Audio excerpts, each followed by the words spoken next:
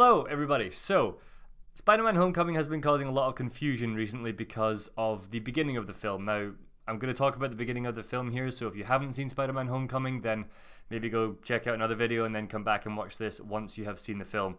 But in the beginning of the film, you can see Adrian Toomes and the sort of cleanup crew cleaning up the mess from the Battle of New York, and then the film jumps ahead 8 years later. This obviously has caused a lot of confusion because people are saying, well, the Avengers was in 2012, so does 8 years later mean that Spider-Man Homecoming actually takes place in 2020? Not exactly. I have come up with a timeline that does kind of make sense and does fit to that timeline that they set out in Spider-Man Homecoming, so if you will just watch this video, try follow along with the things that I'm going to say, and hopefully it should work out. I think a few of you might be sitting there like, this guy's actually figured out the MCU timeline. That must have taken ages. That's really sad. But it actually took me only about half an hour to figure out everything and put it all together. And I thought it'd be fun to figure out the timeline because there has been a lot of debate and confusion about it. So hopefully I've helped some people out. So here you have a timeline from 2008 all the way up to 2018. Now let's start at the beginning. Iron Man 1 takes place in May 2008 when the film was released. Perfectly logical to say that the first film in the MCU takes place when it was released. This also fits with comments made by Vision in Captain America 3, but we'll get to that in a few minutes. We know that the events of Iron Man 2, The Incredible Hulk and Thor all take place around the same time. How do we know this? Because at the end of Iron Man 2, we can see a live news broadcast of the Hulk's battle on the university campus.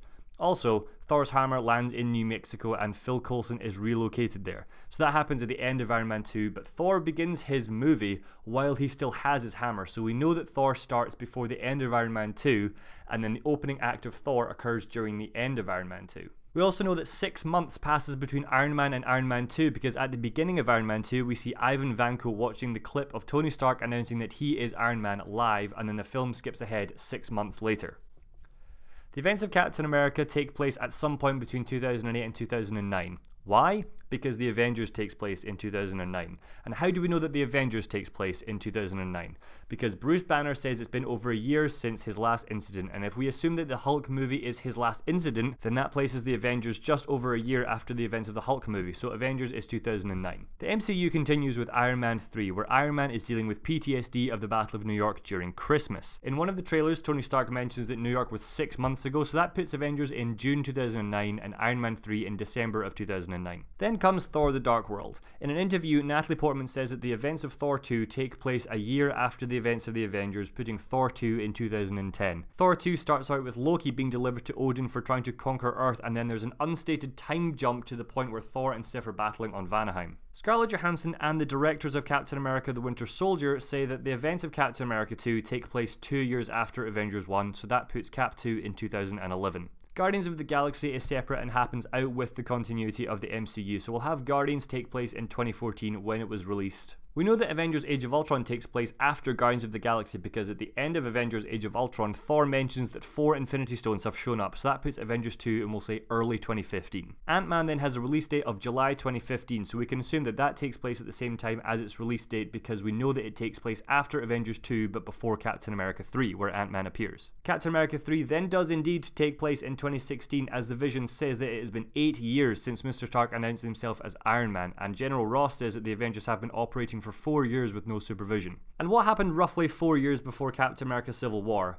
Captain America 2, when S.H.I.E.L.D. fell. So if you take S.H.I.E.L.D. as the supervisory body of the Avengers, then that all fits into place. Doctor Strange director Scott Derrickson said that Doctor Strange leads up to the present day, and at the beginning of Doctor Strange a watch says February 2016, and then the film ends in November 2016 when the film was released. Guardians of the Galaxy Volume 2, according to James Gunn, takes place a few months after the first Guardians of the Galaxy film, so that's 2014 as well, but again, Guardians of the Galaxy is kind of out with the story of the MCU, so that doesn't really have to fit in with anything else other than the first Guardians of the Galaxy movie. And finally, Spider-Man Homecoming takes place 8 years after the first Avengers movie, which was in 2009, so Spider-Man Homecoming does indeed take place in 2017. So while that timeline does kind of make sense, if you look at some of the comments that are being made in the MCU, if you look at some of the newspapers or some of the watches, things don't really add up.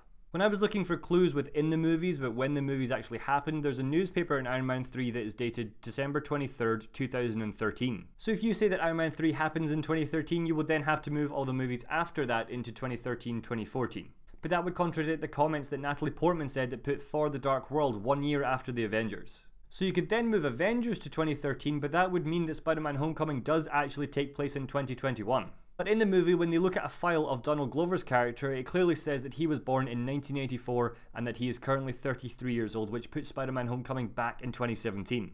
In an interview last year, Kevin Feige said the following about Peter Parker. The idea is this: he's been there the whole time. Peter Parker was 5 when Tony Stark said, "I'm Iron Man." He was 9 when aliens showed up in New York City battling the Avengers, and then he was bitten by a radioactive spider. Going by this quote from Kevin Feige and the fact that in Spider-Man Homecoming it's actually stated that Peter Parker is 15 years old, that would actually put Spider-Man Homecoming 6 years after the events of the Avengers and not 8 like stated in the movie. I don't want to go on any further because I feel like I've got my point across. Basically, the MCU timeline changes depending on where you look for your information. My advice, number 1, take the most recent piece of information as canon. So if Spider-Man Homecoming says that it takes place 8 years after the Battle of New York, then make the Avengers take place in 2009. Or number 2, you could just brush it over. The movies are still in continuity with each other relatively. They all happen one after another. The specific months, the specific years don't really have a huge impact on the story so far, so my best advice is just to brush over it. So I want to know what you guys think about this whole MCU timeline debate. Do you think it's better just to brush it off, or do you think it's better to look at the most recent piece of information and judge the MCU timeline that way? Make sure you let me know your thoughts in the comment section below. I hope I've clarified something for you guys. Hit subscribe, and until next time, adios.